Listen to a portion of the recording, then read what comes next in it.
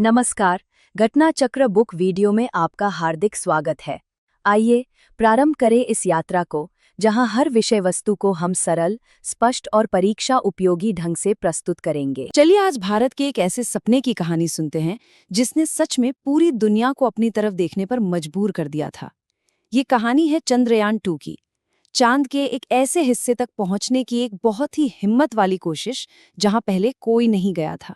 तो आइए इस रोमांचक सफर को साथ में महसूस करते हैं। लेकिन पहला सवाल तो यही उठता है कि आखिर चांद के दक्षिणी ध्रुव में ऐसा क्या खास था?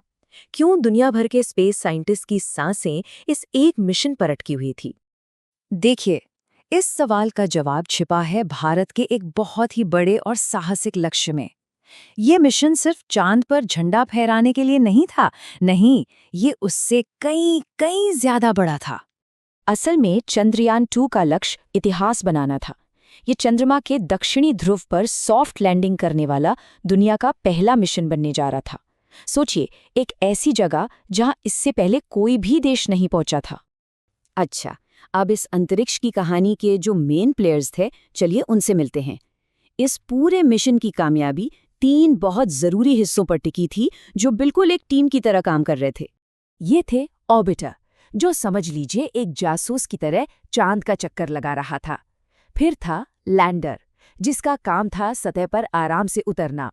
और तीसरा था रोवर, जो एक छोटे से मोबाइल साइंटिस्ट की तरह सतह पर घूमकर जानकारी इकट्ठा करने वाला था।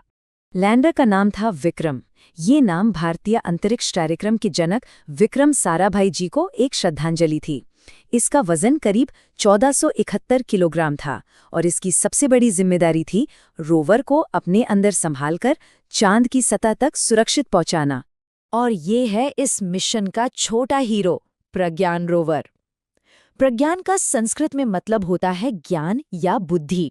ये 27 किलो का 6 पहियों वाला एक छोटा सा रोबोट था, जिसे चांद की सतह से वो ज्ञान इकट्ठा करना था जो आज तक किसी के पास नहीं था। तो अब हम अपने हीरोज को जान चुके हैं, तो चलिए अब इनकी उस शानदार यात्रा को देखते हैं जो पृथ्वी से शुरू होकर अंतरिक्ष की गहराइयों तक गई। इस मिशन का सफर शुरू हुआ 22 जुलाई 2019 को एक बेहद कामयाब लॉन्च के साथ। और फिर वो दिन आया जिसका सबको इंतजार था, 7 सितंबर 2019, जब विक्रम लैंडर ने चांद को छूने की अपनी आखिरी कोशिश की। यहाँ एक बहुत ही दिलचस्प बात है। ये लॉन्च जिस GSLV मार्क 3 रॉकेट से हुआ, वो उसकी पहली ऑपरेशनल फ्लाइट थी। मतलब ये भारत के सबसे ताकतवर रॉकेट के लिए भी एक बहुत बड़ा टेस्ट था, और वो इसमें पूरी तरह कामयाब रहा। चलिए अब कहानी के उस हिस्से में चलते हैं जहां सबकी धड़कनें एकदम तेज हो गई थीं। मिशन के वो आखिरी 15 मिनट, जिन्हें 15 मिनट्स ऑफ टेरर यानी दहशत के 15 मिनट्स भी कहा गया, जब सचमुच सब कुछ दांव पर लगा था। देखिए, लक्ष्य था सॉफ्ट लैंडिंग, मतलब किसी पंख की तरह धीरे धीरे और एकदम कंट्रोल में उतरना। और इसका ठीक उल्टा होता है हार्ड लैंडिंग, यानी एक पत्थर की तरह जमीन से टकरा जाना। जाहिर है मिशन की सफलता सॉफ्ट लैंडिंग पर ही टिकी थी। 7 सितंबर 2019 की रात इसरो के कंट्रोल सेंटर से लेकर दुनिया भर के करोड़ों घरों तक सबकी नजरें टीवी स्क्रीन पर थी। हर कोई इतिहास बनते हुए देखना चाहता था। विक्रम लैंडर अपनी तय स्पीड से चांद की सतह की ओर बढ़ रहा था। सब कुछ, बिल्कुल सब कुछ एकदम सही चल रहा था। और फिर मंजिल से सिर्फ 2.1 किलोमीटर पहले स्क्रीन पर एकदम से सन्नाटा छा गया। संपर्क टूट गया था। तो आखिर उन आखिरी पलों में हुआ क्या था? क्या ये मिशन कामयाब हुआ या नाकाम? और इस एक घटना ने हमें भविष्य के लिए क्या सिखाया? बाद में डेटा को एनालाइज करने पर पता चला कि संपर्क टूटने की वजह से विक्रम लैंडर अपनी स्पीड को कंट्रोल नहीं कर पाया और उसकी सॉफ्ट लैंडिंग नहीं हो सकी।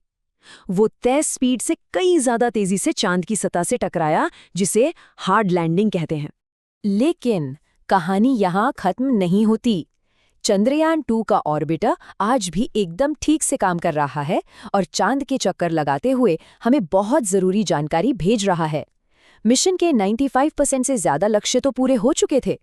तो ये सवाल सोचने लायक है कि क्या विज्ञान की दुनिया में कभी-कभी एक हार्ड लैंडिंग भी भविष्य की एक बहुत बड़ी छलांग की तैयारी होती है।